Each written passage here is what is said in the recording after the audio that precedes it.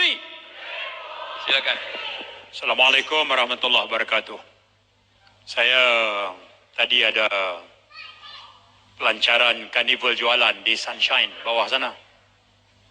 Dan dimaklumkan ada kempen pemilihan parti. Saya dan dengar pidato-pidato daripada rakan-rakan pimpinan. Cuma petang tadi saya berada di Hotel KL Hilton. Sempena peluncuran buku baru diluncurkan oleh Presiden kita, Kak Wan. Buku ini dikarang oleh seorang yang bernama Mark Trowell. Cerita dia tentang perbicaraan Mahkamah Datuk Seri Anwar dan ini panah daripada oven lagi lah. Habis saja peluncuran buku, saya naik kapal terbang mai pasal majlis tadi. Atas kapal terbang saya dan baca setakat 50 muka surat. Setakat 50 muka surat. Bahagian pertama tu merupakan cerita interview antara penulis ni, seorang peguam terkemuka, QC dia ni, dengan Datuk Seri Anwar sejurus selepas kita jadi kerajaan. Bab-bab berikutnya tentang perjalanan perbicaraan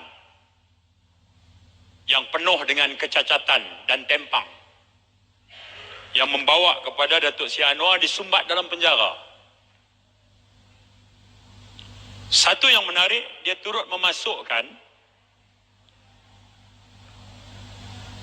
fasal Datuk Seri Anwar mendapat pengampunan penuh daripada Yang di-Pertuan Agong.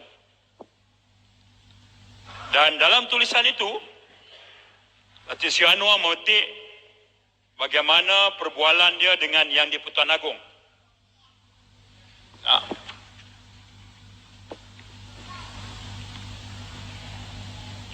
Saya baca muka surat 33. Datuk Seri Anwar sebut, saya tak memohon pengampunan. I did not apply for the pardon personally. The family did. Keluarga saya yang buat. Atas alasan kesihatan saya cedera tulang belakang dan saya cedera di bahu. Itu alasannya. Dia sebut, the family did on the ground of my health. But clearly, because of a miscarriage of justice and the conspiracy to me politically. Ini asas pengampunan, mohon pardon tu. And the king, in the first meeting with me, minutes after I was given the royal pardon, made it quite clear. Look, ni Agong kata ni, I'm not doing this because of this discretionary power to give pardon. Agong kata, Anwar, aku ampunkan kamu ni bukanlah kerana kuasa itu ada pada aku. Tapi dia kata, I'm doing it because I'm convinced that there was a travesty of justice. And I'm doing it to clean the entire record from 1998 to 2018. Tu Agong sebut ni. Dan Anwar share dengan penulis buku ni. Dia kata, Agong sebut lagi, I look at the chain of evidence. Rupanya Agong baca semua profil dan catatan perbicaraan tu Agong baca. I look at the chemistry report. Dia baca juga laporan kimia. And I concluded there was a clear travesty of justice. And Anwar, you must make sure that this country when you take over, does not condone this abuse of the judiciary to settle political scores. Agong letak harapan Anwar bila hang naik nanti satu hari, hang kena pastikanlah hang jangan tolak ansur terhadap apa? Ketimpangan ni dari segi prinsip menegakkan dan melakukan keadilan. Nah, ini episod yang menarik. Perbualan Datuk Seri Anwar dengan Agong bila dia ditanya tentang dia dapat pengampunan oleh penulis buku, dia cerita momen itu. Ada satu lagi. Penulis buku ni namanya Mark Trowell, dia tanya dengan Anwar. Paling akhir saya bercakap dengan kamu Anwar. Saya tanya kamu, sementara kamu dalam penjara, who would take over? Siapa yang akan ambil alih? Anwar ni, dia pergi jawab, those like PKR Vice President Muhammad Rafizi Ramli. Boleh dia sebut nama Rafizi. No. Saya pun kecil hati juga lah. Kecil hati sikit lah. Buku yang diluncurkan tadi di hotel terkemuka di Kuala Lumpur diberi liputan oleh media dalam luar negeri. Muka surat 31 ni dia pergi sebut nama seorang ni ya. Janganlah.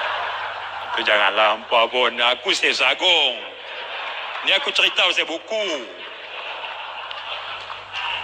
Buku ni pasal tak dijual lagi. Macam tadi kan lah. Baik. Mark Trowell ni tanya Anwar. Anwar, kamu yakinkah pilihan raya baru ni kamu patut menang? Pakatan patut menang? Anwar kata, ketika banyak ramalan yang menyebut bahawa BN akan menang lagi. Banyak penganalisa semua kata UMNO akan menang. Tapi dia kata, ada seorang yang dispute semua ramalan itu.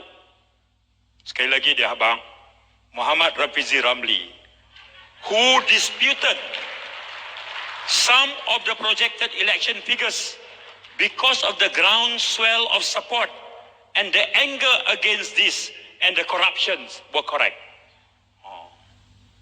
Anwar kata di tengah-tengah semua ramalan, penganalisis, polling sana, polling sini, segala macam dibuat, pengulas penganalisis politik, ahli-ahli akademik, profesor sains politik, semua kata ya, ada berlaku kebangkitan rakyat tapi tak cukup kuat untuk mengalahkan BN.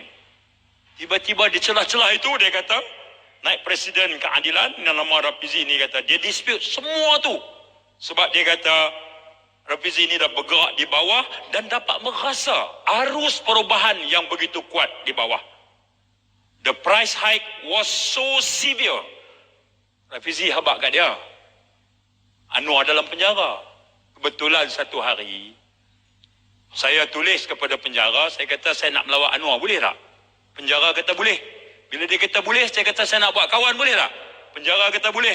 Maka saya bawa Johari Abdul dan Rafizi Ramli jumpa Anwar di penjara Sungai Buloh.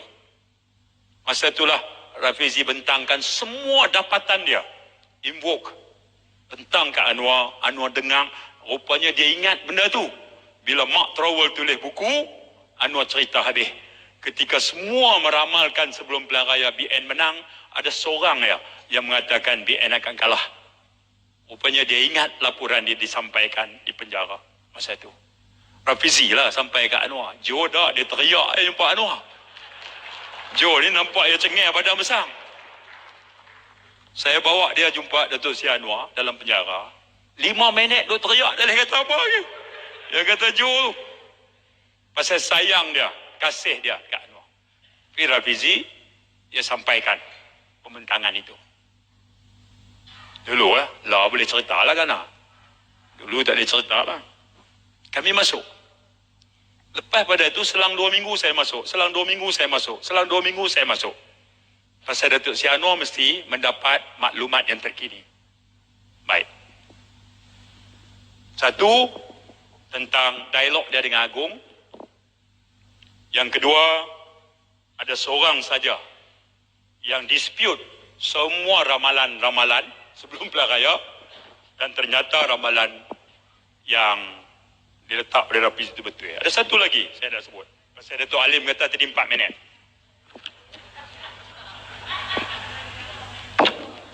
Baik. Ada satu lagi. Yang ni muka surat 47 di bawah tajuk 1MDB. Mark Trowell ni tanya, the 1MDB scandal, did Mahathir launch the attack on Najib or did that come from elsewhere? Ni cerita dia ni. Mark Trowell pergi tanya, interview ni lepas kita jadi kerajaan dah. Tentang skandal 1MDB. Adakah Mahathir yang memulakan serangan ke atas Najib ataupun serangan tu mai daripada pihak lain? Macam mana Anwar jawab? Anwar jawab, no. We started it in a big way in Parliament in 2011. 2011, Anwar masa tu dalam Parlimen. 2011. Orang yang pertama dedahkan tentang skandal 1MDB ni Anwar lah. Bila? 2011. 2011. Ini muka surat 47. Anwar sambung, Najib took it very personally. Najib ni, bila Anwar mula-mula serang pasal 1MDB, Najib menjadi sangat personal. Mark Trowell tanya lagi, in Parliament, you describe it as a fund that was unaudited. Pendedahan Anwar mula-mula tu, Anwar sebut bahawa akaun kepada 1MDB ni tak pernah diaudit. Ya, Anwar kata, yes, unaudited.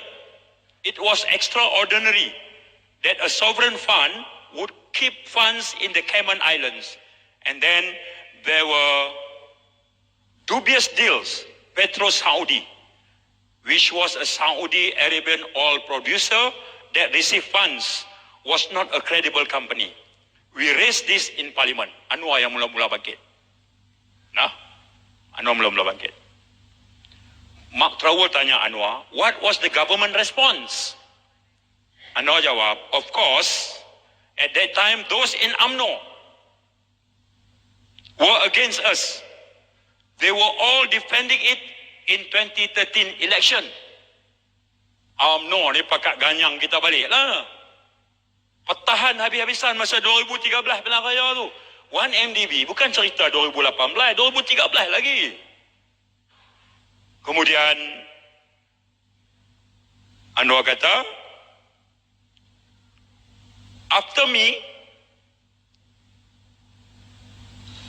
then MP Rafizi Ramli, Rafizi lagi, focused daily on 1MDB and he went up the ladder and the international media took it up. Lepas itu Rafizi lah yang bongkar hampir setiap hari. Sikit. Lepas itu Tony Pua, Rafizi, dua orang ni ke depan betul lah. Akhirnya, media antarabangsa pun mula menghidu. Rupanya benda ni besar. Bangkai ni terlalu besar untuk ditutup dengan daun pisang. Jadi, setakat muka surat 48, 2 kali nama Rafizi disebut. Nama Saifuddin tak ada. Nama Kesabun pun tak ada. Sorry Kesabun. William pun tak ada nama ni William. Setakat muka surat dia lah. Tak tahu lah malam ni sebelum tidur ni saya habis sikit lagi lah. Nama siapa ada lagi. Tapi nak sebut bahawa dalam wawancara terkini, dalam buku terbaru, ternyata Datuk Seri Anwar itu menghargai seorang di kalangan kita yang mempunyai keupayaan, yang mempunyai bakat, dan bila dia buat kerja, dia lakukan dengan baik dan betul-betul memberikan impact sehingga mengubah sokongan rakyat kepada kita pada pilihan raya yang lepas. Aset ini sudah tentu menjadi kebanggaan kita. Tuan-tuanlah yang layak memikirkan pada kedudukan mana selayaknya beliau berada. Saya sekadar mengambil tempat mengisi sedikit daripada buku terbaru yang baru diluncurkan petang tadi. Mudah-mudahan kita mendapat petunjuk untuk terus mengukuhkan parti sehingga menjadi sebuah parti yang besar dan bergaya. Assalamualaikum warahmatullahi wabarakatuh. Terima kasih